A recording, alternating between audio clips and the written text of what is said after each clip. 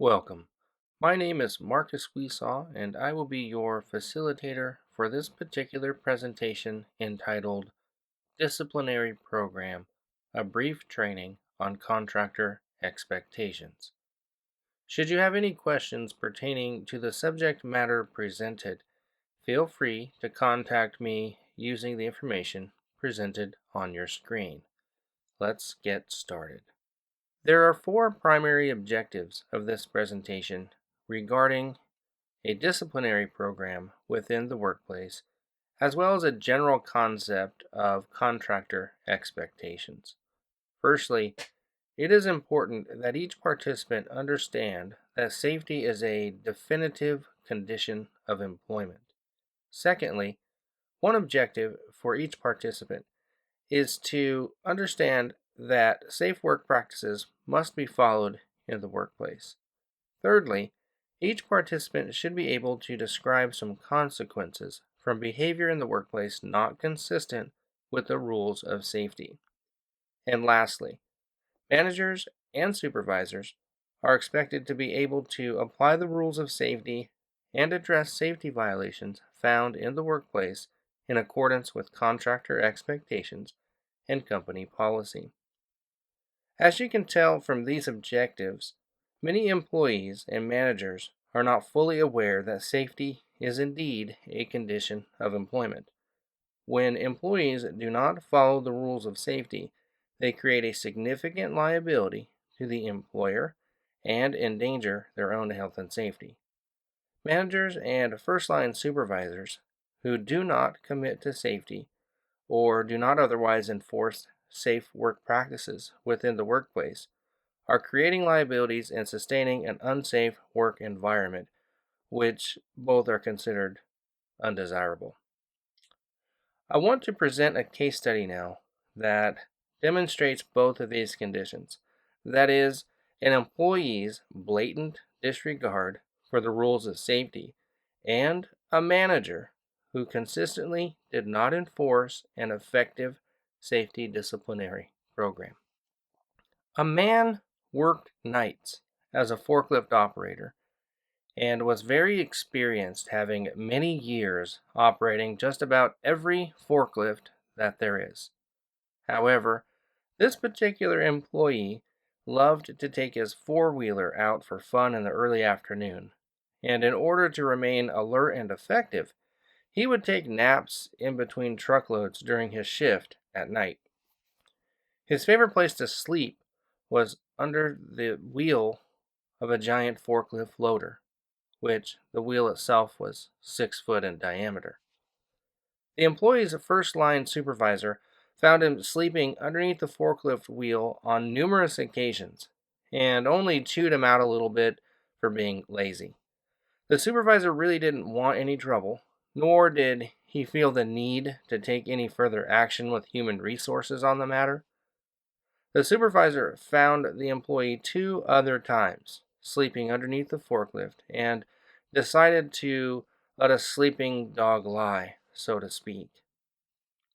One night, a truck came in earlier than scheduled, and the commercial truck driver was in a hurry to unload in order to pick up another load elsewhere. Because the forklift operator couldn't be found, a coworker decided that he would unload the trailer with the forklift loader so that the commercial truck driver could leave. This turned into a tragic night because, as the coworker moved the forklift, a regular night shift forklift operator was killed underneath the wheel of the forklift. As you can tell, for reasons that have been described in the aforementioned case study, many companies, especially larger companies like British Petroleum, Marathon, National Grid, a whole bunch of companies are now requiring that any smaller companies, vendors, suppliers, they're requiring that these companies have a strong and effective safety disciplinary program, a program that is both supported by management, enforced by first line supervisors, and carried out on a regular basis by employees. And a question I get a lot of times, because this becomes quite the buzzword or buzz phrase really, is safety is a condition of employment. And what does that mean? I want you to start thinking about, how is safety a condition of employment for many contractors? Okay, think about that. We'll come back to that later. And another quick comment that I'll make here is that this disciplinary program strategy is being implemented pretty much coast to coast nationwide, and I'm even seeing it internationally enforced. So it is very interesting to me in the safety profession that various contractors are utilizing the principles of a safety disciplinary program to enforce rules of safety above and beyond that of the OSHA safety and health regulations, which is not necessarily the worst thing. I want to talk to you a little bit now about employer safety commitment. No company can promote safety without management commitment. It cannot happen. Safety cannot be smoke and mirrors. It can't be something that executive level managers put in a bid for a contract just to get the contract. Oh, we're the safest company ever. Hire us. Okay. No, safety is a lot more than that. Safety must be something that all levels of management are fully committed to. Without full scale management commitment, I don't care how many policies we write, I don't care how good our ideas are. They're just ideas until we carry them out, and that just cannot happen without some sort of commitment from management. Now, I do want to make another point. Employers have a significant monetary interest in promoting safety. And why is that, you ask? Well, that's a very good question. Employers have a monetary interest in promoting safety primarily because of workers' compensation. Now, I could cite several sources, or you can go to Google Scholar or other peer-reviewed academic journals and find out the same information I'm about to tell you. But it has been suggested by research time and time again that the cost of workers' compensation insurance premiums have that cost has a greater influence on how an employer responds to safety and health within an organization than the actual OSHA regulations. Now, what does that say? We know that OSHA can create citations for employers that don't comply, but that is less of an impact than the rising cost over time of workers' compensation insurance premiums. So it really is interesting to see how a trend in workers' compensation claims kind of impacts an organization's mentality on safety. So as you can tell, when companies start paying more and more and their workers' compensation insurance premiums are starting to impact that profit margin, well, we see that there's some action taken at that point, more so than just a response to an OSHA visit. Very interesting, and I think it's going to continue to go along that path for some time. Another point I'd like to make about an employer safety commitment is that employers who promote safety in the workplace tend to have lower attrition rates and higher rates of job satisfaction. So what does that mean? For those of you that are not familiar with what attrition means, you probably have heard it before in a different way. We call it turnaround, to be simple. So some people have been in organizations where it seems like they'll hire 10 people and then the next week they'll hire another 5, and then a month later half of them will be there. So we always have people coming and going. Hiring and firing occurs frequently. That's what we mean by attrition. And higher rates of job satisfaction, what do we mean by that? It means that our employees are happier in safe environments for some weird reason. Companies that promote safety and they have a firm commitment to safety, they tend to pay better and they tend to have employees that feel better about the job that they do, about the work that they do. Okay. Very, very interesting. Now, I want to talk a little bit now about the enforcement of a disciplinary program. Responsibility is where I'll begin, since that is kind of a problem with an effective disciplinary program. Or should I say ineffective? Ineffective disciplinary programs are those where we have a meeting one day, for example, and we tell all the employees, hey, if you don't do A, B, and C, we're going to impose a fine, or you will be sent to human resources and they will do a verbal counseling on this matter and it'll be put in your personnel file. Okay? Now imagine if we've got all these safety rules in place, but they never get carried out. We have all these rules, and let's say it's a hard hat rule. In the shop, everyone will wear a hard hat, and sometimes people do, and sometimes people do not. Well, if we have a disciplinary program in place that's working, then we actually will correct any safety violations that we find in the workplace in the most appropriate manner. We don't need to just terminate somebody right away, and we don't need to just look the other way. We've got to follow our plan of action.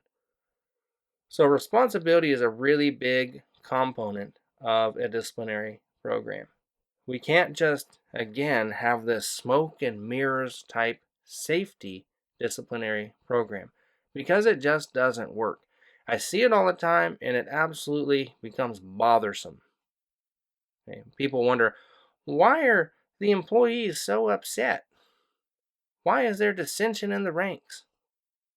Okay? So we look at these different angles, and over time you can see that if you're going to have a disciplinary program, it's got to be more than a policy. It's got to be something that's carried out, and the responsibility of carrying that out is going to fall within the domain of your first line supervisors, your mid to upper management for that commitment, and then if your company is big enough to have a safety department or safety director, then that individual will also be a big part of enforcing that. So let's talk a little bit about enforcement. Employees who do not follow the rules of a disciplinary program should face some kind of action. I see it all the time. Employees get very, very crabby and they get upset when people tell them to follow the safety rules. I'll give you a very good example. I was on a site visit one time and I came across an individual that was working at probably, I'd say 12 or 13 feet and did not have any fall prevention equipment on, no harness, he wasn't tied off, did not really think about it. And I pulled the employee down and I talked to him and I said, why are you not tied off? You know that you're supposed to have some kind of fall protection on. You know you have access to a man lift. You have options.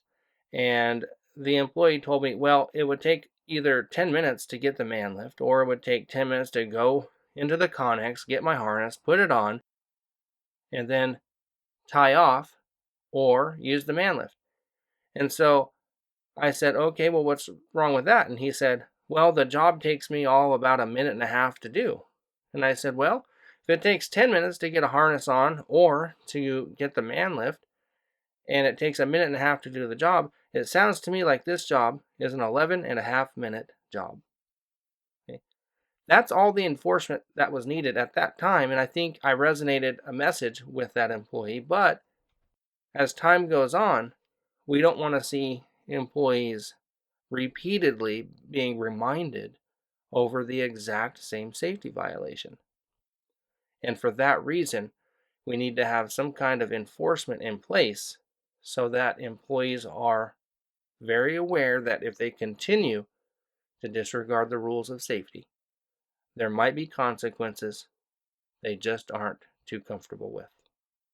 Now that brings us to safety violation notices. Let's talk about safety violations just for a couple of minutes and then we're going to move on. So, what is a safety violation notice? This is something new to a lot of smaller companies. A lot of mid-level managers are unfamiliar with safety violations, especially small businesses, because they just are so spread thin as it is. Implementing a full-scale disciplinary policy can be quite a challenge. But if you get a contract with larger companies that mandate you follow either their disciplinary program or they require you to have your own, then you're going to have to deal with safety violation notices at some point. So, what is a safety violation notice? Well, it can pretty much be anything. It could be a verbal counsel, which means that I approach an individual employee about a safety violation and I say, hey, you know that you're supposed to be wearing your respirator when you're mixing chemicals in the hopper. And I found that you were not using your respirator. So would you please use the respirator in the future and make sure that it stays clean and that you use it how you were trained to use it? If we document that, then we take it maybe to an escalated level, but not all safety violations need to be documented, in my opinion. Other people might have a different view on that. However, I think that for more severe safety violations, like an individual working, let's say on a leading edge where there's a fall of 120 feet, sure, we're going to want to escalate that because that is life and death right there. And we might want to document that. But any way you look at it, we could have a little form and we can have human resources fill out that form and make sure that they go over the safety violation. A first line supervisor can do it. The safety director can do it. But when you look at it, a safety violation is just that. It's just a record that you told an employee that a violation was noticed and that the violation won't be tolerated and not to repeat it. That's pretty much all there is to it. Safety violations defined now. Let's talk a little bit about that. I'm going to give you some examples of safety violations just so you have an idea of what they are. So here's a list. It's not inclusive, just there to give you some ideas and to get your gears grinding a little bit on what these sorts of things are. So a safety violation could be not following a supervisor's safety-related instructions. A safety violation could be failing to follow established rules or safety procedures, ignoring posted signs and placards, such as hearing protection required when working in this area. Okay? And we don't have any earplugs in, for example, well, that would be a safety violation.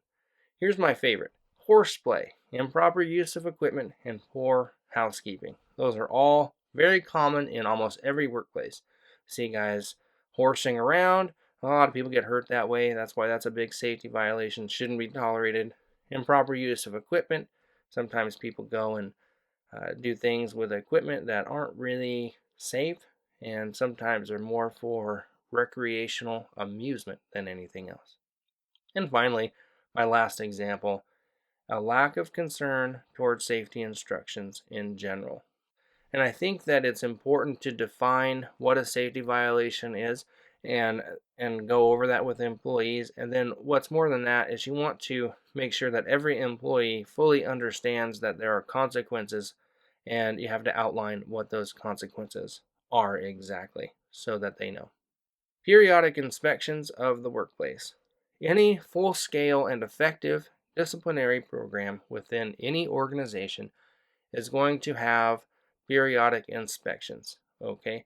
Now, typically, your Environment, Health, and Safety Department, or what I call EHS, sometimes people call it SHE or HES, whatever, your Health and Safety Department is going to have periodic inspections of the workplace to ensure that the workplace is free from known and recognized hazards, and that we monitor employees for safe work practices.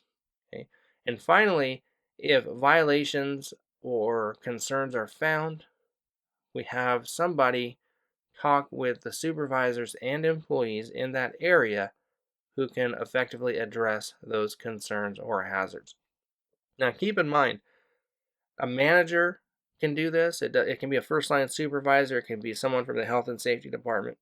It doesn't matter as long as your disciplinary program has frequent inspections. The other thing I'll tell you as you do these inspections in your own workplace is that what's interesting to me is that there are two things that really create hazards. We have unsafe acts and we have unsafe conditions. So that's what you're going to focus on in addition to any other hazards that might be germane to the work that they're doing. So keep it all in perspective and then focus on unsafe acts and unsafe conditions, and then tie that in with your uh, disciplinary program.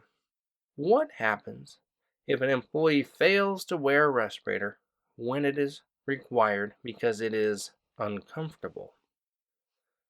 What consequences are there in your organization for deliberately violating a safe work practice? Are managers allowed to enforce the rules of safety in the workplace? These are all really powerful questions. I want you to think about them. I want you to mull these over. And there are many other questions that we could ask. There's a long line of things that we could evaluate. But what I'm getting at here is that we must see that management commitment. We have to. There have to be consequences to safety violations in the workplace.